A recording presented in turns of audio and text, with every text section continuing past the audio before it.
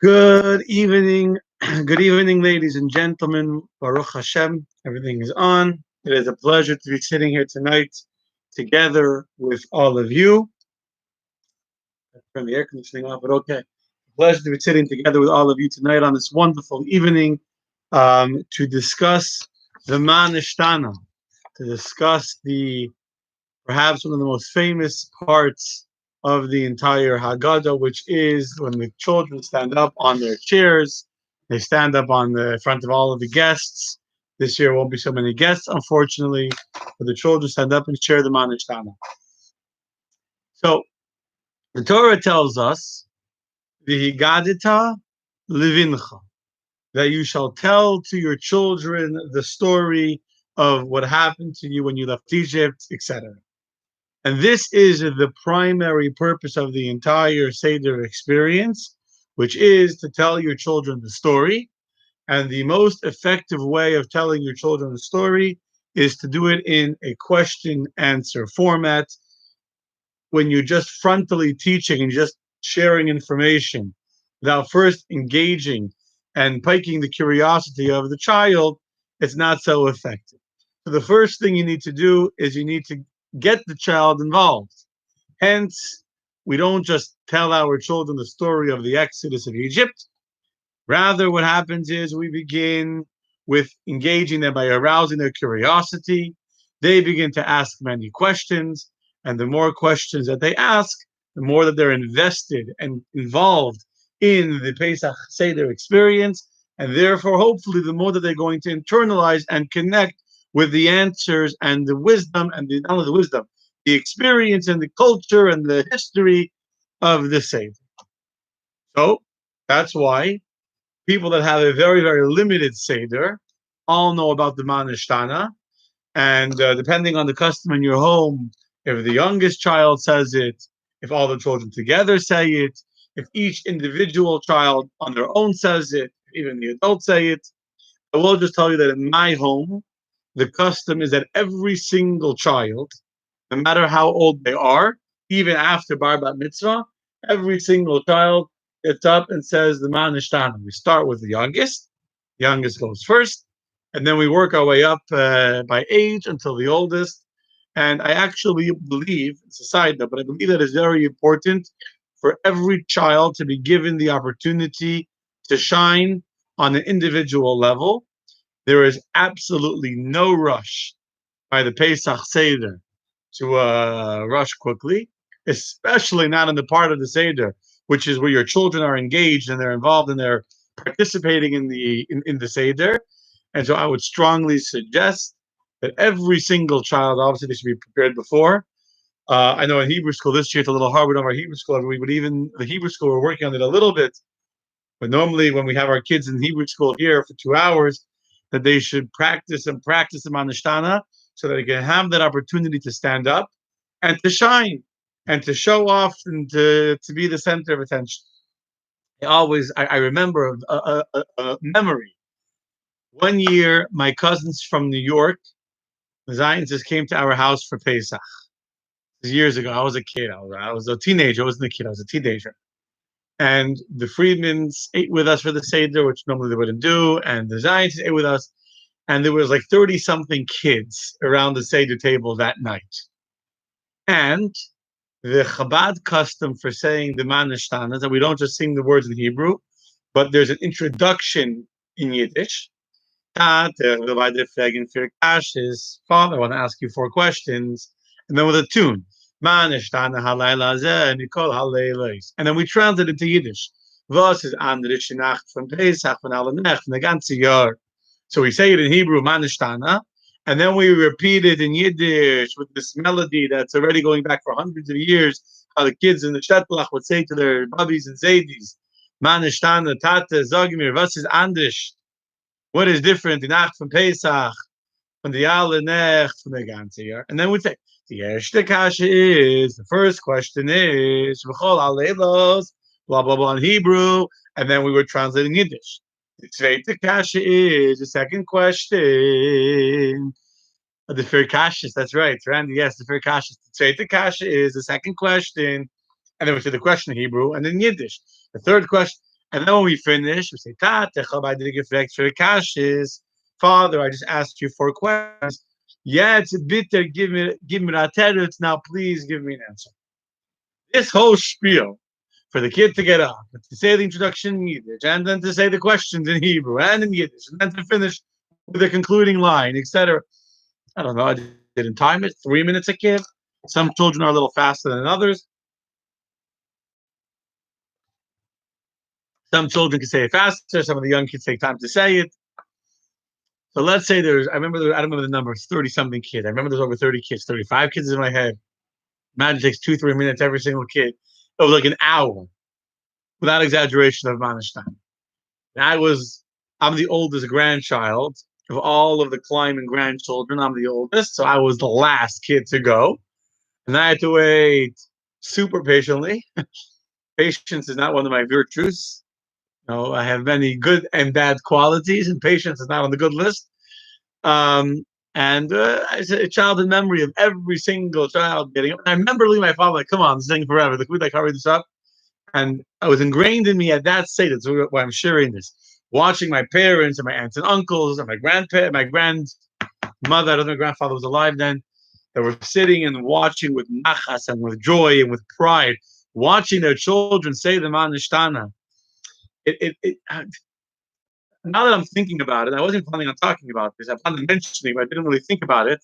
But now that I'm thinking about it as an adult and as a father of 7 kids, Kanai Nahara, I'm realizing right now, as I'm teaching to you, as I'm speaking, that night I actually learned something very valuable, which is that it's not only about the time and how long it takes, but that this idea that I have in my head that every child should be able to stand up. Every child should be appreciated for who that child is, and not lumped together, especially if you have a big family, you want to lump all the kids together, make them move fast, but to allow every single child to stand up and to shine and to glow and to be able to be part their own unique way. Very important. Anyway, so that's the Manishtana. You all are familiar with the Manishtana. What you may not be familiar with is that there's actually different versions of how the questions of the Manishtana are ordered. The typical order that I'm sure the majority of you that are watching tonight, the majority that you're familiar, the order that you're used to is that we say first that on all other nights we eat chametz or matzah.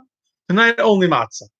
All of the nights we eat, we dip we dip not even one time. Tonight we dip 2 times.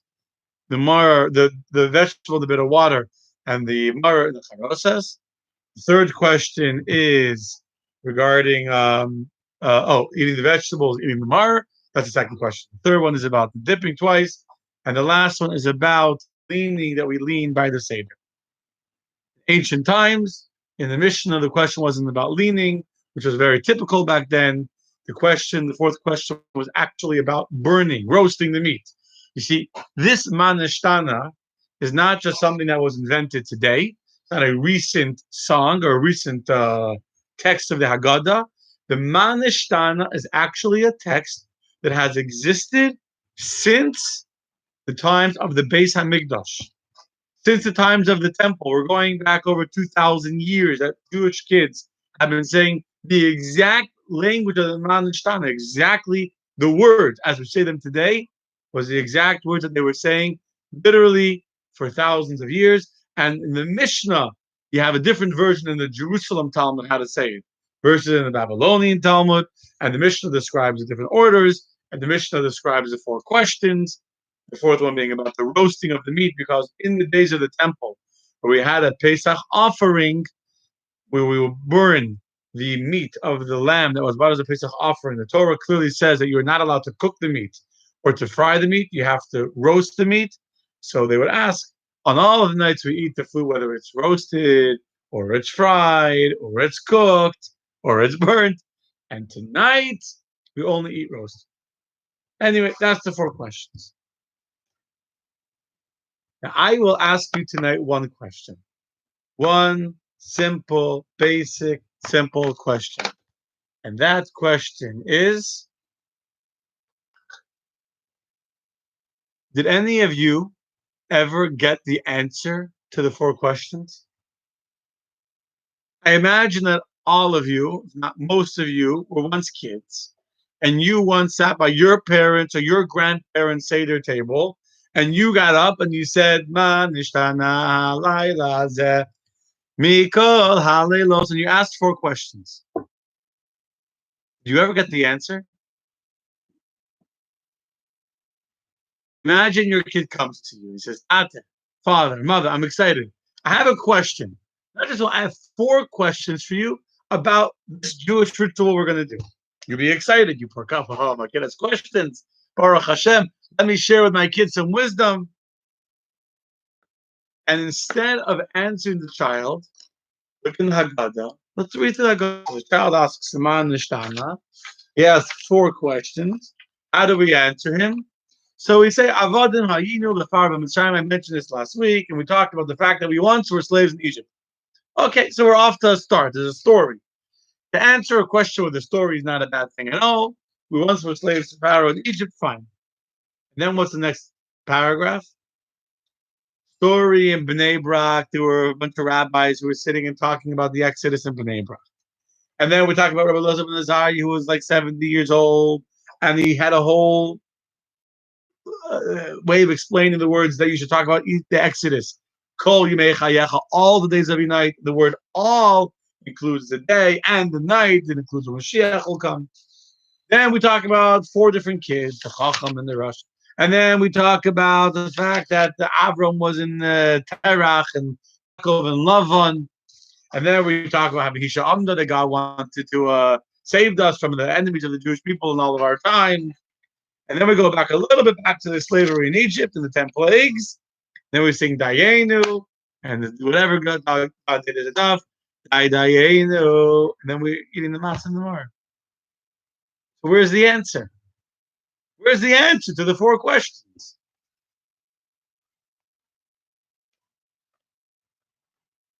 Tell you something else. The 4 questions, you look at them, are actually not even really questions. Rather, they are statements. Think about it. A question would be if you say, Manishtana halayla hazeh, you call halaylos. How is this night different than all other nights? That's a question. I'm asking you, how is this night different than all other nights? But then the child starts to explain how it's different. That on all the nights we eat chametz or matzah. And tonight we only eat matzah. So it's clearly answering the question. He's explaining, the child, the boy, the girl, whoever's sitting by the Seder, is explaining, how is this night different? Because on this only eat matzah. How is this night different? Because we eat not normally we eat the whole salad and many vegetables. Tonight we only eat mar. How is this night different? Because we're dipping a vegetable in water and we're dipping mar and charosas. So the child already knows how this night is different, and in fact, the child does not seem to be asking a question. He seems to be making 4 statements. And if you read the Manishtana, there's 1 question in the beginning which says, "How is this night different than all of the nights?" And the next 4 lines are actually not questions. The next 4 lines, if you think about it, are not questions. They are statements. All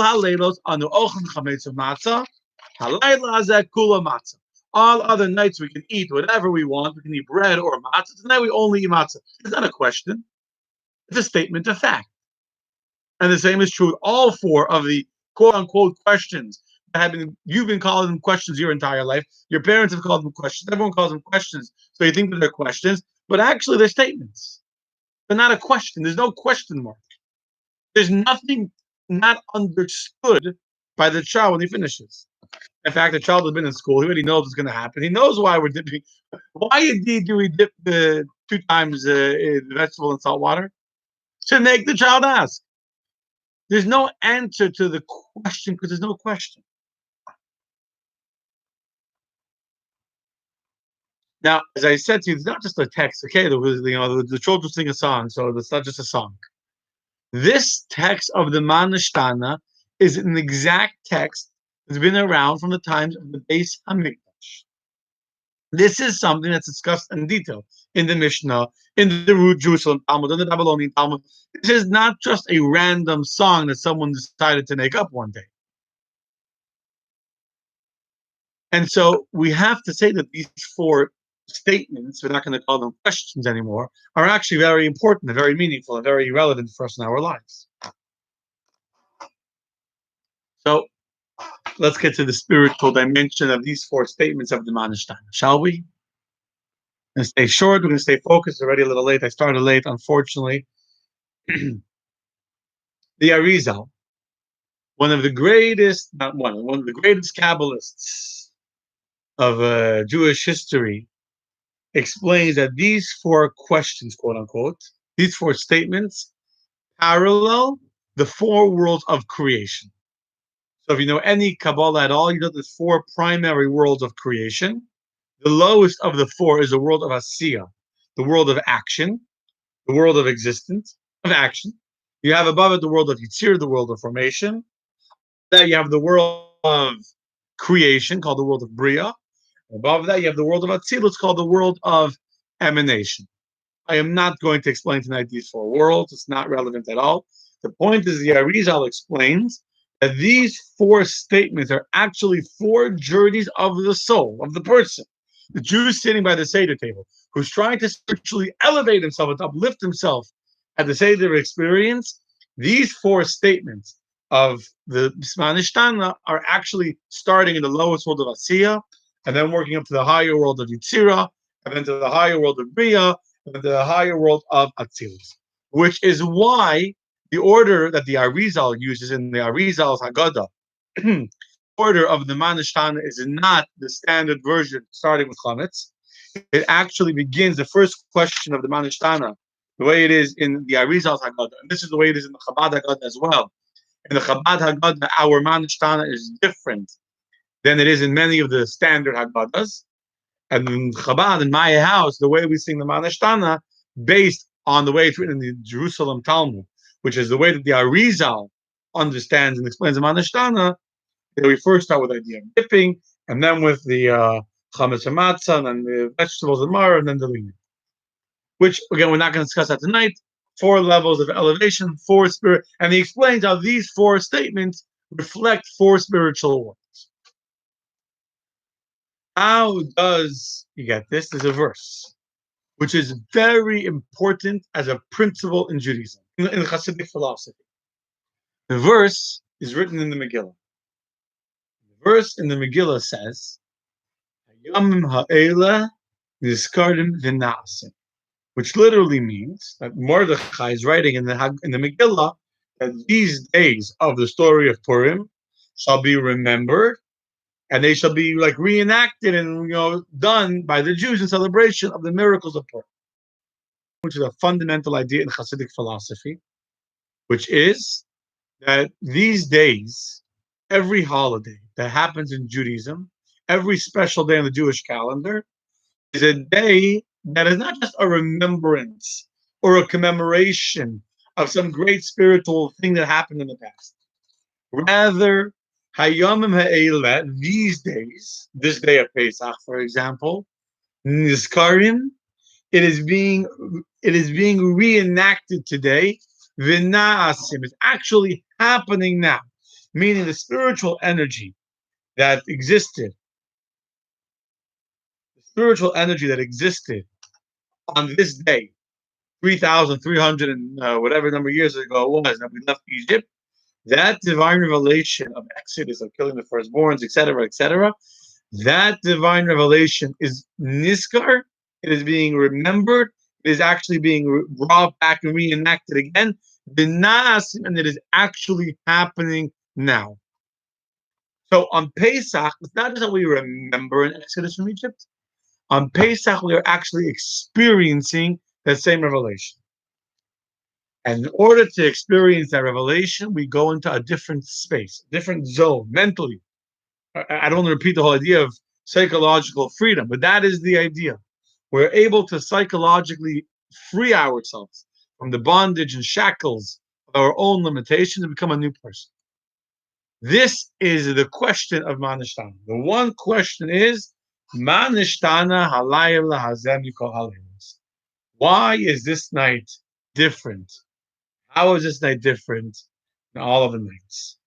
In our ability to become free people, in our ability to transcend, and our ability to break free from our previous psychological weakness or insecurities, etc., and to actually become different people than we were before. And so, although there's different areas, the different perspectives to Manishtan, and actually originally, I first I had a different idea of the four questions and the four sons, etc. But I think that this, what I'm going to say now for the next half hour, these four statements of the Manashtana that we thought were questions are actually each one is another answer for us in our lives, how we can make our Pesach Seder different than we were any other night of the year. And obviously, if we can change who we are in the Pesach Seder experience, so even if we won't be able to remain permanently changed, but you change a little bit, some of it will remain with you. I mean, imagine an elastic band, right? So if the elastic band is so big, you should have a rubber band here at my draw. Let's find a rubber band. You have a rubber band that's this long, but if you stretch it and stretch it and stretch it and stretch it, even though it won't retain all of its length, but the more you stretch it, I didn't measure how long it was before, but it's already a little bit looser and a little bit more stretched than it was before. The Pesach Seder, we're going to be stretched, man, we're going to stretch ourselves out all the way, just like this. Peekaboo. Stretch ourselves out all the way like this. And then if we can be totally stretched out in four different ways at our Pesach Seder, some of that will remain with us to help us remain free people even after the Pesach Seder. So let's go through the Manashtana. For the sake of clarity, and thank you, Lisa. For the sake of clarity, for the sake of simplicity, I'm going to use the order, not as it is in the Chabad Haggadah, but the way it is in the Haggadah. The majority of my dear friends that are watching tonight are used to doing it in your homes. And we're going to stay focused on the practical. I don't want to get lost in the Kabbalah part. We're going to stay focused on the practical of four very real changes that make this night different than all other nights. And of course, what's really beautiful about it, who asks the Manashtana? The child. We'll get back to this at the end, but it's the child. Why the child? Because a child has a certain truth and innocence and purity that we adults don't always have. Meaning, we get lost. We get lost. We get so. What do you mean we get lost? We get so distracted by life, and that's what I just popped in my head the second. My wife shared with me a very beautiful article. I think maybe to share it. Someone wrote. I'll put it on Facebook. Maybe I'll put it on Facebook afterwards about that you were saying to God, "Now you're breaking me," and God said, "I'm not breaking you. I'm actually making you."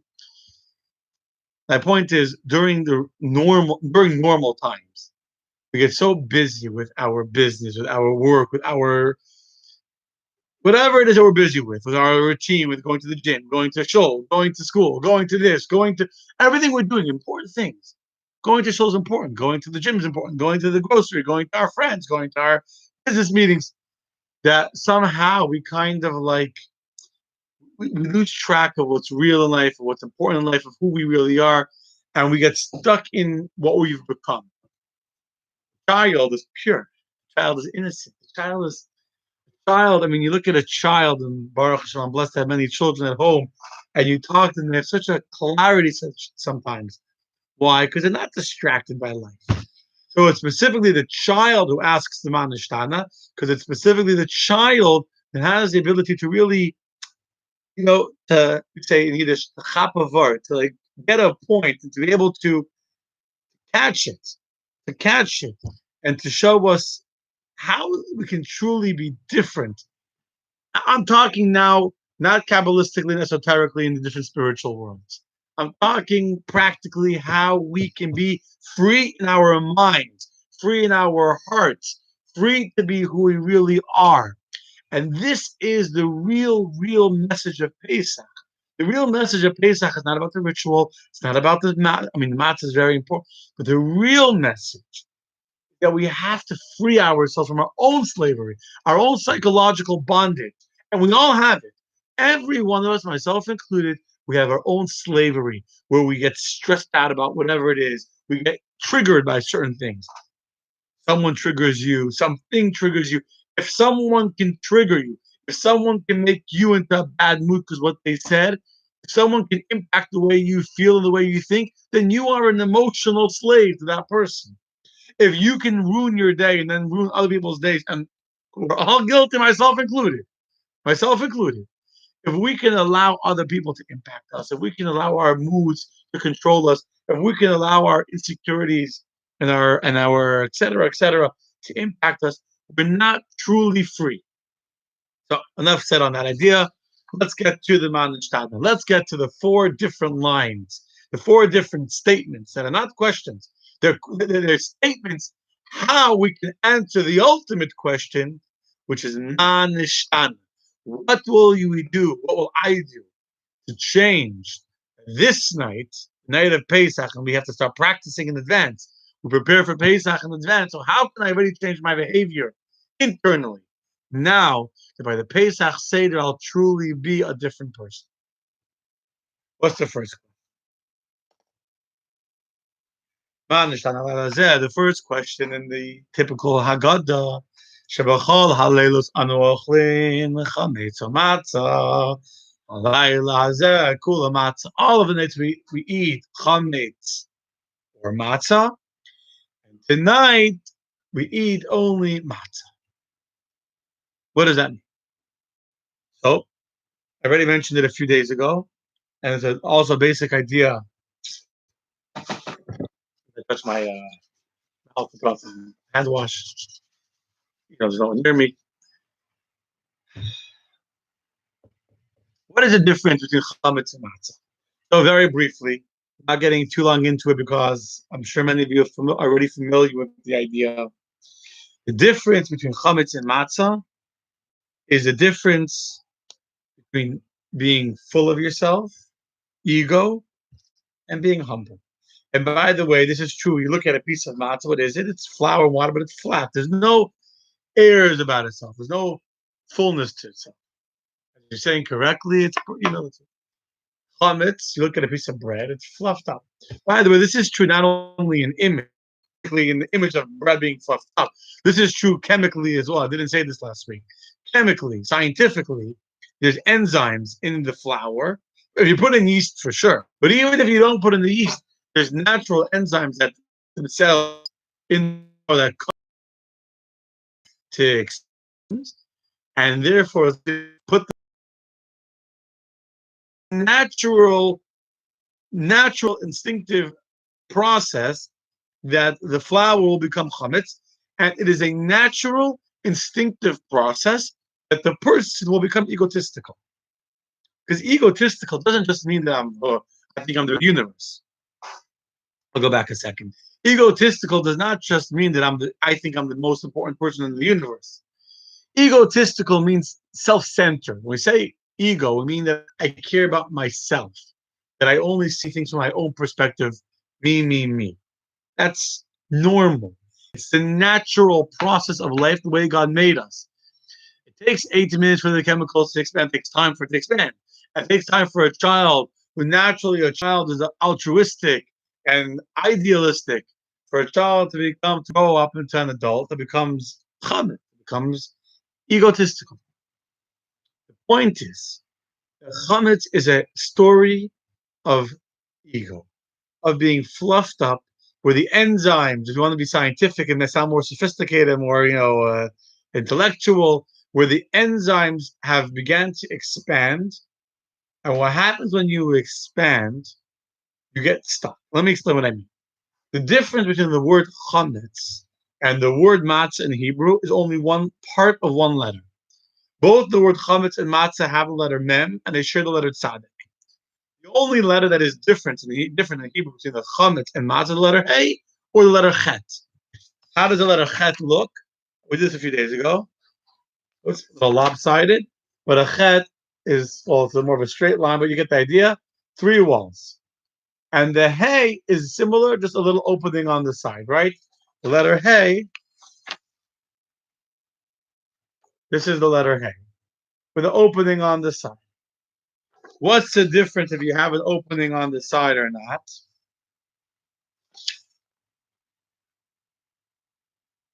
The bottom is open. Why is the bottom open? It says in the Talmud the bottom side is the north side. That's where the side of sin is. And every one of us will have moments when we fall down, when we make a mistake, when we make a boo-boo, and we fall. It says in the verse, Sheva Yipol Tzadik, that a tzaddik will fall 7 times. The righteous will fall. It's a verse from Shlomo HaMelech, from King Solomon. Sheva Yipol Tzadik, that a tzaddik can fall 7 times. That all of us do. Every one of us, again, myself included, and every one of us watching, and every one of our spouses, and every one of our friends, we all make mistakes. We all fall down through the bottom of the ches. The question is, what happens afterwards? What happens afterwards? The verse that I just quoted says, Tzaddik, a tzaddik will fall 7 times, v'kam. The next word in the verse is v'kam, and he will get up. We're all going to fall. But if you're chametz, if you're so full of yourself that you're afraid to hear criticism, you're afraid to learn how to be better, you're afraid to stare at yourself honestly in the mirror. I don't mean the self-obsessive looking in the mirror that you're checking yourself out. I mean to internally reflect on your behavior. Then you're closed off. You're a ches. You're closed. And if you're closed, what happens when you fall? You're stuck. If you fall, you fell. And you can't get back up. However, I'm reminded of a joke of the guy, the priest. When they made a code in that town, they would do by confession that if a person committed adultery, they would say, instead of saying that committed adultery was getting too much, the priest could handle. So they say, I fell, Father, I fell. Anyway, one day this priest is out of town, so another priest comes to fill in for him. He's here for 2-3 weeks, and all day people come and tell him they fell, and they fall. And so the priest says, enough, it's dangerous. The street, everyone's falling. He goes to the mayor, he says to the mayor, you got to do something about this. Sidewalks in this town are disastrous. Sitting and doing a confession, and all the people come and tell him they're falling. Got to fix the sidewalk. Mayor who knew about the code, where you say that I committed an immoral sin, you say I fell, starts to laugh at this innocent priest. Doesn't know that if you fall, it means that you committed adultery. So he starts to laugh. So the priest gets very angry at the mayor and says, "What are you laughing for? Don't you know your own wife already fell 3 times in the last week?" Anyway, that was a side. That popped in my head. We all fall. Hopefully not that bad. We all have our mess ups. We all have moments that we fall down. The difference between chametz and matzah is chametz personality is not able to acknowledge that they made a mistake. They blame everybody else for their mistakes. They point fingers. They put up protective shields not to let anybody in, and they become the victim. And they say it's his fault and her fault and their fault, and the whole world is out against me. Everyone hates me. Everyone, and we put up a shield to protect ourselves. And you fall and you can't get back. Letter Hey, the matzah personality is that you can get back in. Letter Hey is that we already beautiful things. Terry, beautiful, yes. Letter Hey is that you can climb back in.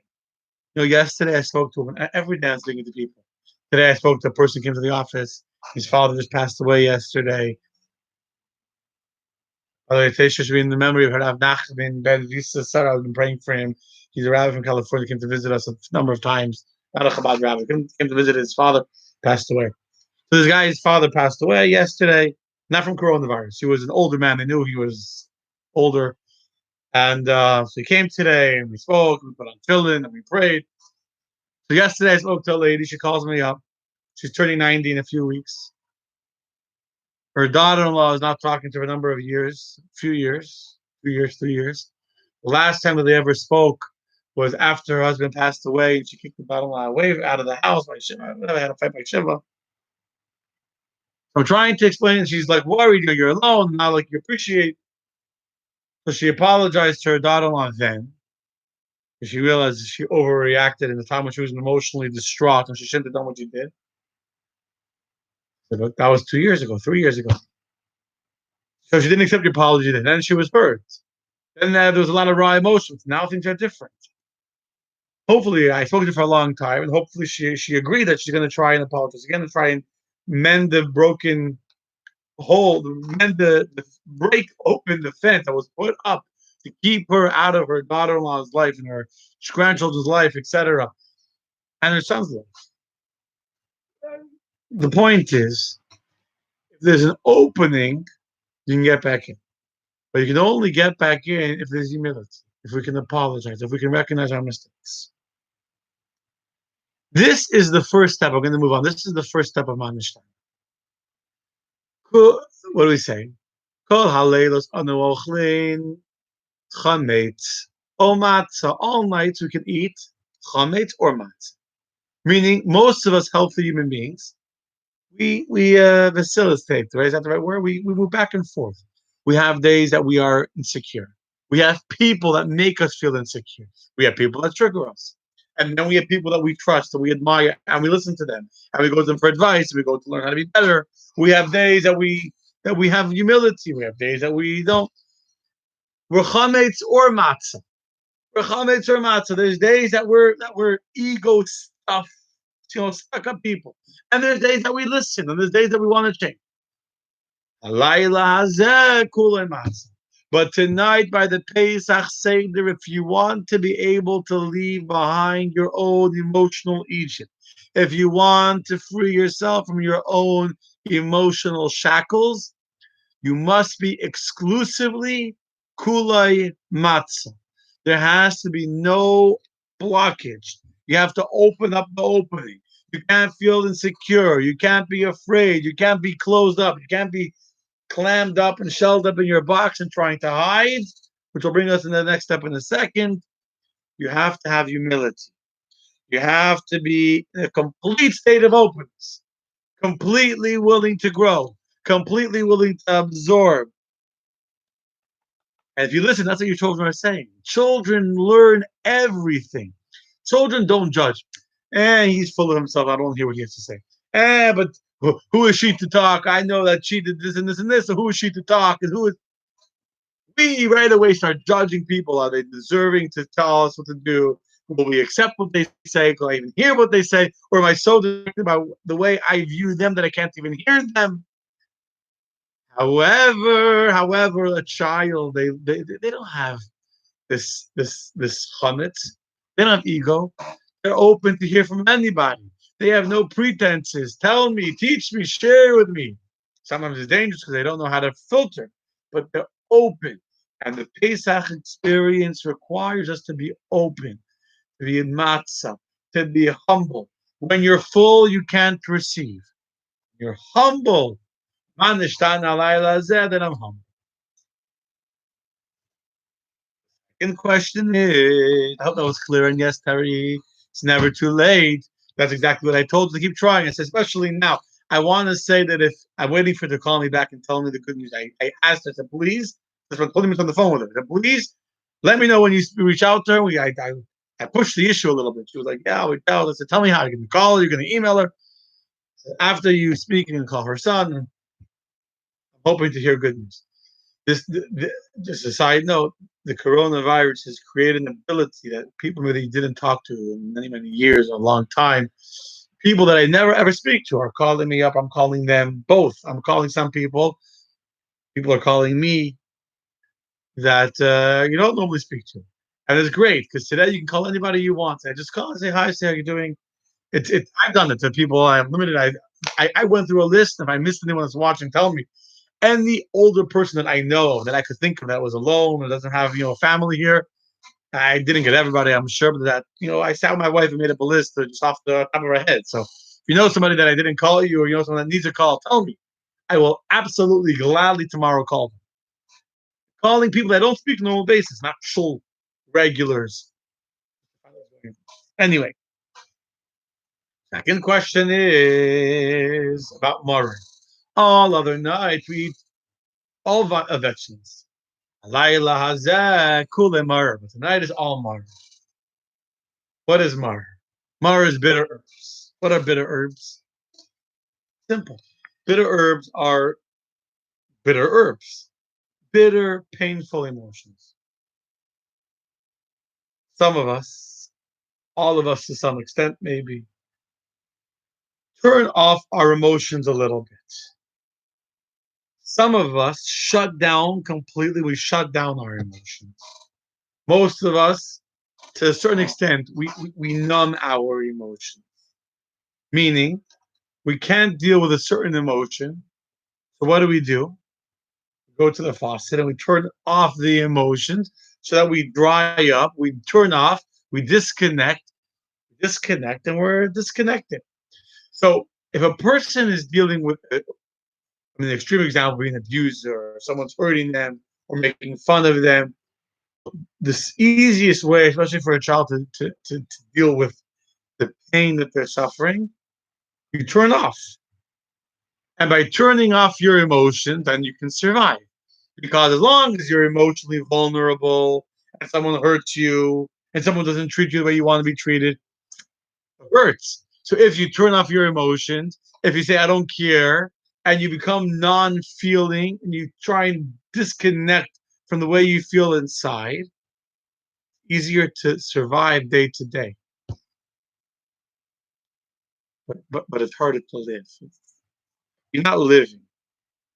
Meaning you can shut off your faucet of your emotions and you won't feel the pain and you won't feel the hurt and you won't feel sadness and you won't feel the loneliness of being disconnected from other people and you won't feel the the emptiness of the lack of a relationship or of a depth of a connection with a relationship. But on the other hand, if you turn off the emotions, thank you, Jacob. If you can't spread your emotion, if you can't be connected to your emotions, you can't feel love. You can't feel truly connected to someone. You can't feel you can't feel the exhilaration and the power of being in the present, being in the moment. So in a relationship, it requires being vulnerable. It requires allowing yourself to be able to be hurt. And if you say, I'm going to protect myself that I shouldn't be hurt, and I'm going to disconnect my emotions, I won't allow myself to become emotionally connected to that person, then guess what? You can't truly be connected. You can't have real empathy if you're disconnected. I think the idea is very simple. No need to elaborate on it. I know a lot of people like that. You become cold. You become, again, the same idea of the chametz. You put up the blocks. But here we're talking the emotional level. What's marar? Marar is pain. Marar is, if you ever see someone take a big bite of marar and then their face turns red and they can't breathe and they're choking and they're gagging, that's marar. That's marar.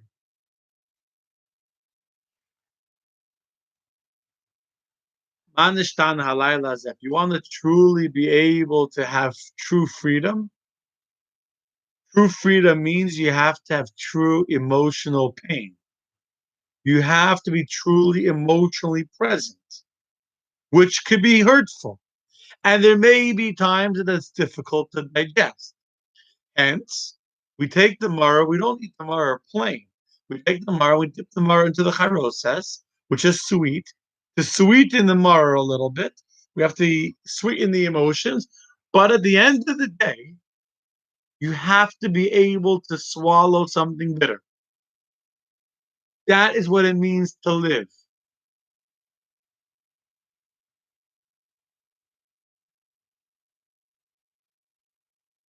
Ari Unger is saying an excellent question. He's not saying as a question to the Manishtana. I want to disagree with you, but let me finish the statement. To live means to experience life in all of its fluctuations. And the only way to truly love someone fully is to live fully. And to be able to live fully, it requires you to also be able to feel the pain fully as well. I want to address what Ari wrote in the comment because it's actually a very relevant point. Just wrote that when we're dealing with a situation like now, many people are full of fear, full of anxiety because they're listening to too much news and they're, over analyzing the same information over and over and over again. And if you turn off your emotions, it can help deal with the fear. And that might sound good, but it's actually the exact opposite of what we're saying is actually not healthy. It might work, yes. Turning off your emotions might make it easier for you to cope with the reality now. Absolutely. That's why people turn up their emotions. But you're coping and you're not really connecting and really utilizing and transforming in this experience. And I'll be very honest with myself. So for a long time, I was in denial. I still am, maybe, about this whole coronavirus. Even though the show shut down, and I know I had to do it, and I was, it was not a simple decision. I'm doing a ton of research. The rabbis probably know more what's going on. All there's so many WhatsApps and email and correspondence and conference calls we're having with doctors and getting information. So in a large way, I'm focused on, especially in the beginning, on what's in. Keep Shul. Well, next week will be open. I'm in the office. We're doing construction, and also we're doing construction in Shul, and the workers are working. And I'm missing the opportunity to be able to really connect emotionally with my family, etc., the way that I could if I was emotionally in tune with what's happening now. Meaning, only now that I'm actually more in tune with the emotions that's happening now, am I connecting more with the people that I'm talking to. So I've actually emotionally connected now more than I was in the beginning, and I've been able to connect to others more. And myself, I'm actually, meaning I'm not going to come out of this experience the same person I was 3 weeks ago. And if anyone comes out of this whole coronavirus the same way that they were 3 weeks ago, with the same emotional priorities, the same emotional sensitivity to others, and the same emotional connection to their family, then they are emotionally turned off. They are emotionally disconnected, and they're missing a tremendous opportunity to become a better person. Tremendous opportunity. Tremendous. You can't get sucked into fear. But not becoming full of fear doesn't mean that you're not having emotions. You can choose what information to feed into your emotions, and that will impact how you're going to emotionally feel during this time. So if you sit home alone and all you do is watch the TV and all you do is watch all the information being over and over regurgitated, it's like I was telling on the phone today that it's like if you're like we're living like in a pre-hurricane in Florida already for 3 weeks a month. We're like seeing the same cone. This for last year we say this. How many times can you see the same cone coming to Florida? Same thing happening, the same map and the same red clusters. And if that's what you're focusing on, then yeah, the emotion you're going to feel is fear unless you turn off your emotions. But if you change the information you're giving yourself, and instead you spend time connecting to your family, you spend time connecting to other people that you know need your love and need your attention, etc., and you spend time like you're doing now, watching a class and learning, and then spiritually inspiring yourself, and allowing yourself to have less of a pressure in your schedule to allow you to be more there for people, you are emotionally going to actually. Meaning, in some ways, I actually feel more emotionally connected now than I did 2 weeks ago because I'm not emotionally turned off to what's going on. I'm very much aware, very much. I'm not letting it pull me down because I'm not allowing the emotion that I'm fearing. I'm not allowing the information I'm focusing on to build my fear. And not because I'm not hearing about the tragedies. I'm hearing a lot. I am sure that I personally know more people that have died from coronavirus than anybody watching me tonight. I'm sure. And yet, and yet, it's not fear. I don't feel any fear. I mean, I'm functioning. Today. I put on film with somebody, even though getting film is getting it very very close to people, and you're not supposed to do it, and never suggested not to. Today, a person came to my office. His father passed away yesterday. I'm going to allow fear to stop me from allowing him to make a prayer in honor of his father. I would never do that. I would never do that. So I emotionally connected to him. Anyway, we got a little distracted. The point is, Ari, I always wanted to address that point. So turning off the emotion is the way that we very often cope with scary situations, and that's not a method or a remedy to allow for true emotional freedom. You're hiding. You're hiding. You're shuddering. You're shuddering behind the shutters. You're hiding.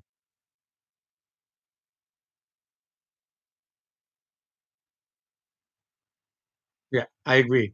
Listen to this in the morning. That's all. Yeah, the Shabbat should have an I agree. Amen.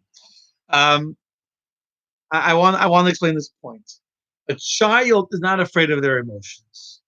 A child is not afraid to say, I wanted something, I couldn't get it, I'm going to cry.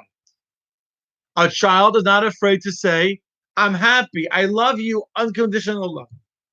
An adult is so full of ourselves. We're so we're so protecting ourselves that we can't admit that I wanted something and I didn't get it and it hurts me. We're afraid to admit that something hurts. We're afraid to admit that I care about you. And so when you say something hurtful to me, it hurts me. So instead, what do? We pretend like we don't care about you. Or we truly make ourselves not care about you in order to protect ourselves. And by the way, sometimes you have to do that. Sometimes there are people that are emotionally abusive or on an emotional drain, and you have to put a boundary and turn yourself off. But that's turning off from something that's negative to you, that's hurting you. You want to have freedom, you have to be in touch with your emotions.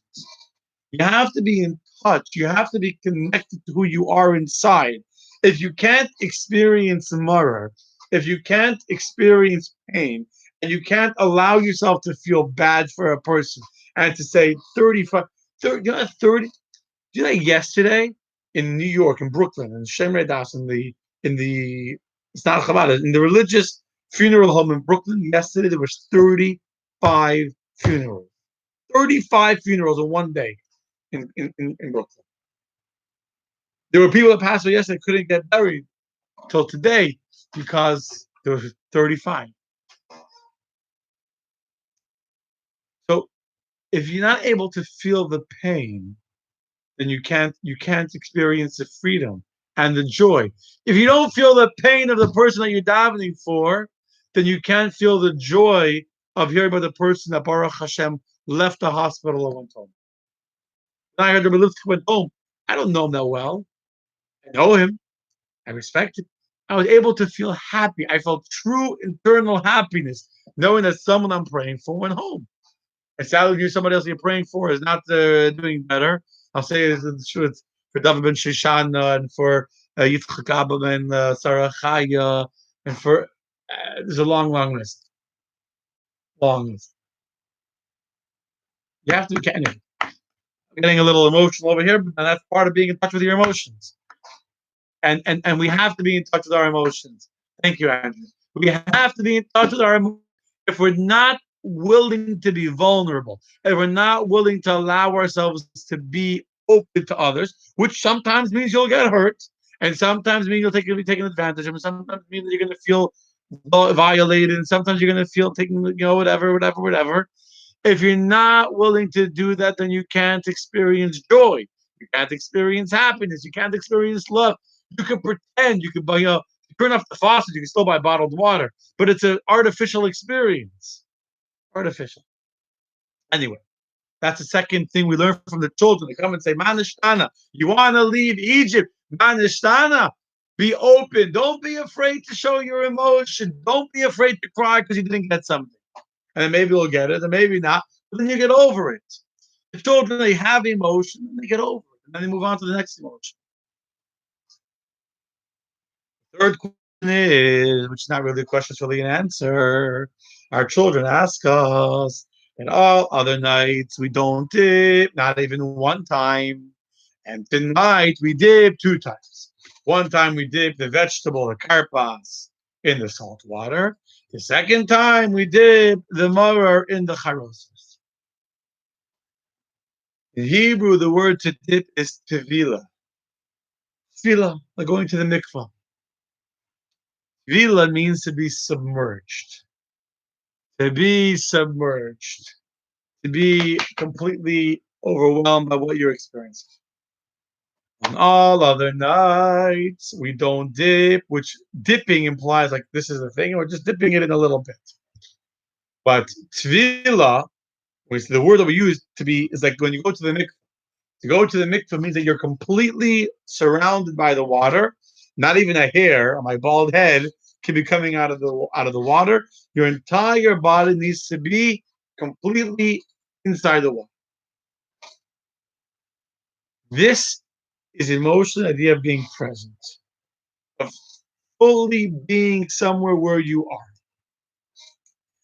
All of the nights our child says to us, we're not present, we're not submerged, we're not in the moment, we're at the moment, we're watching the moment, we're recording on our cell phone, we're sharing the moment on Facebook, but we internally are not in the moment. This night we have to be in the moment two times. One time is with our body, one time is with our soul, which are emotions. By the way, we explained that the karpas, the vegetable, represents the body, which comes from the ground. If you remember a while ago, we learned that. So one time with our body, that physically, mentally, we got to be present. Our phones are off, our TV is off. The only thing that exists in the world when we're sitting at our Seder table are the people that are sitting around our Seder table. That's number one. Number two, the thing that needs to be present is our neshama, our soul, our emotions, which is the maror. Just explained a second ago. The maror is our ability to feel emotion. Hello. This night, we are present not just once, but twice. We are fully there with our body and with our emotion, with our internal character and our soul.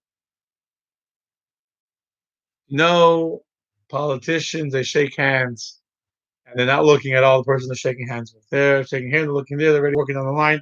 Something that many rabbis, myself included, are guilty of. I worked with a fundraising coach a while ago, and he was telling me about it for dinner that you're going to be at an event. Make sure that you don't, as you're shaking this guy's hand, he walked in, you're already looking around the room. Who else walked in? Who needs a place? Who needs a seat? Who needs a cup? Who needs a. And when you shake someone's hand, you're talking to someone for the minute or two you're talking to them, you're greeting them, you have to be fully, fully focused on them. It's very hard to do, especially when you're the rabbi and there's no answer to that question. There's no answer to any of the questions. We're not answering questions. We're making statements of how we can answer the question, the only question, which is my understanding. How do we change? That's the question. That's clear. I mean, I'm also guilty. We're not present. And my wife will tell you that all the time. I'm not present. I even downloaded an app on my called The Present, and it's meant. It's another rabbi actually made it. That it's meant. That you can still get phone calls, so you're still accessible. People need you, but if someone texts you or message you, they get a response. I'm in the present. They can't be bothered right now, and no other messages, no WhatsApp groups, no Facebook. It cannot come into your phone until you turn off the present. Anyway, point is very, very clear. Of course, in life, you need to prepare for the future, right? That's what we're preparing for Pesach now. And if you need to learn from the past, if you don't learn from the past, it's also not good. Because someone told me, I told someone 2 days ago, or three, I don't remember, they made a statement, they're like, bothered. Just like, you got to live in the present. You got to be in the present. Don't worry what's going to happen next week and when this all. Just live in the present. It sounds good. It's a very good Facebook cliche. Live in the present. It sounds really good, but it's not a healthy way of living. You can't ignore what's coming up. The only way to successfully have a productive life is if you plan. If you fail to plan, then you plan to fail. So you can't plan to fail. You have to plan. You have to be prepared for what's coming. Pesach is coming. You need to make arrangements to have food, to have matzah, to have wine, to eat. You need to make arrangements. You need to prepare. And you also need to learn from the past. You can't only be in the present and say, who cares? I hurt his feelings yesterday. I made a mistake yesterday. It's in the past. It doesn't work that way. The only way to become a better person is to learn from the past and to prepare to make tomorrow better. When you say live in the present, what that means in a healthy way is that at the moment that I'm doing something, I'm fully focused on what I'm doing. So if right now what I'm doing is preparing for Pesach, what I'm doing is I'm preparing for tomorrow. I'm fully engrossed right now in what I'm doing for tomorrow, which at the Seder has no tomorrow. At the Seder is a moment. At the moment is all about the. At the Seder, you have to be fully there with your body, with your soul. You have to dip yourself in. The vegetable is your body, the maror is your emotions. Mentally, psychologically, emotionally, you are present at the Seder. When you are present, then you could change. If you're not present, if you're not in something, many people come and they watch their hands folded. Good sermon, Rabbi. Very inspiring service, but it didn't change them not one little bit. You know why? Because they were sitting like this. I don't only mean physically sitting like this. It could be also mentally they were sitting like that. They had their arms crossed. They were in protection mode. If you want to change, you have to be living in the moment. You have to be part of it. Then it can have an impact on you. Again, that's a child. A child when they're doing I came home today. My kids were in the pool. My son's Jai is sitting. He's singing on the top of his lungs. He's singing. He's oblivious to anyone around him. He has no idea that anybody's watching him. Anyone cares. He is fully in the moment. You go into my garage. My kids are living home. Baruch with a big home, and then the whole home. Where's the favorite place for the kids to play? In the garage. By the wherever they're not supposed to play, that's where they want to play. So in the garage, that's become like the hangout. All the kids have built fortresses in the cardboard boxes with suitcases with don't ask what they've contrived and the curtains and blankets in there and half the house is now in the garage and they each kid they built like an office in there, bedrooms. I don't know what they did there. Like each one has like a little corner they built with cases or whatever they have piled up. Why do I share that? Oh, because they're fully in the present. They're in the present. They're there. They're there. We're playing making believe now. We're making whatever it's called make believe. We're playing house. We're playing whatever. They're fully there. Finally, last thing I were told and tell us by the Seder is on all other nights we eat sitting up. On this night, we are eating reclining. We're eating leaning. What does it mean that we're reclining? What does it mean that we're reclining? To recline means to stretch out. In Hebrew, it's called to be mispashet. To be mispashet means that there's like a certain hisrachos, a certain Hebrew words are better, a certain expansiveness. That's what I'm looking for. Hispashtos in English would be expansive. We're expansive. We're open. We're open to new things. We're open to new experiences. We're open to being bigger than we normally are. Why do we eat and drink the 4 cups of wine reclining on the Pesach Seder? The reason is because on this night we are all like kings and queens. That's the answer to the question. Why do we eat reclining? Because we're kings and queens. But we never actually say that anywhere in the actual Seder night. Because that's just a technical. The point is not the question. The point is the mindset. Statement. The statement is that we are reclining. Why?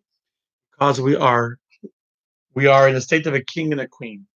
A king, a queen, they feel open. They feel expansiveness. Expansive. Kids are very able to lean, to recline, to climb, to climb up walls. Little kids can put their feet over their heads. Us adults, we can barely bend over and touch our toes. If we're lucky, we can touch our toes. I can't do that. I think I have long legs. No, I can't bend over. I'm an old stiff man. So all these kids are young; they're able to stretch. But we're not talking about stretching physically and how we can recline. Now we need to go to the gym. And if I went to the gym, I'd be able to stretch too, probably. Mentally, psychologically, to recline means to stretch, to be open to doing new things, not to be stuck in our box, not to be stuck in our mindset in the way we were until now. This is the last thing our children tell us by the Seder. Kids are not afraid of new experiences. Kids are not afraid of meeting new people. Kids are not afraid of, you take them outside. They want to see new things. Adults, we like routine. We like the status quo. We like to know what exactly is going to happen. We want to know who's going to be there. Who else will be sitting at the table with me? Who else will come? Who else will come? We like our box, right? We like our box. However, that's not to grow, to be a manishtan, to be a transformative person. To be a person who goes to the Pesach Seder and comes out different, that you need to be stretched out. You need to be expensive. You need to be expensive. And that's the first thing our kids say to us. Statements, not a question. The question is, this night, there's an energy of God that's allowing us to break free from all of our limitations.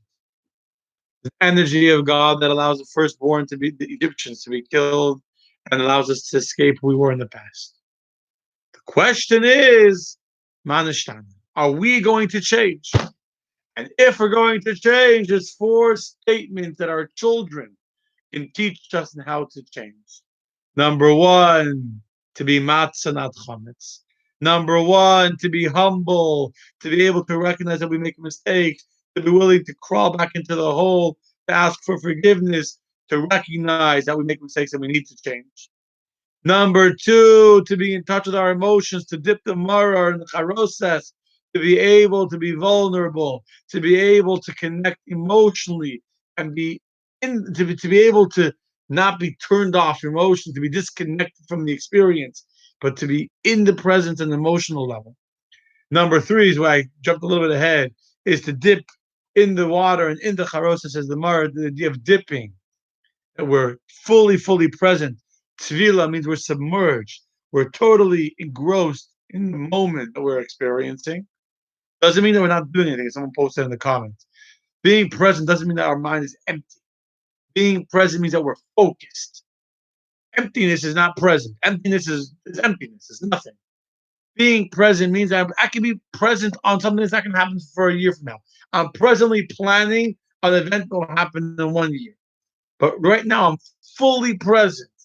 Right now, what I say tonight, I'm fully present in what I'm doing at the moment. Finally, we have to be leaning. We have to be touching. We have to be reclining. We have to be open to. We can't be sitting straight up in our chair, sitting protective, sitting the way we normally sit. We have to be open. When we sit like that, then, like our children teach us, then we can learn everything. I was reminded of a beautiful, and I end with a story. It's a famous story. I actually Googled it right before the class to make sure just the details. I didn't realize the whole, is it true, is it not true? And yes, it's true, true story. The Washington Post, and I'm sure people have heard it before, but we're talking about kids being open, experiencing new things. I've shared the story before. Washington Post did a fascinating social experiment on on with Joshua Bell, very famous violinist. He went into Washington subway station, the train station, with his Stradivarius violin worth $3.5 million, and he played for 45 minutes some of the most beautiful compositions that are masterpieces. Beethoven, Bach, Mozart. I don't know. He played beautiful music. 45-minute concert. He was standing there wearing regular clothing, regular patterned jeans, a regular T-shirt, with a box or a hat, whatever, on the floor. And during that time, he collected a whopping total of $32 in 45 minutes. Only 6 people stopped to watch Joshua Bell play. And guess what? 5 of the 6 were children, and 1 was a window cleaner or as a janitor that had time. He was working. So while he was working, he stopped for a few minutes to watch. Only of not one single adult that was going on the train. I don't remember how many millions of people passed by him or during that 45-minute period. Not one adult stopped. The only people that stopped were the kids.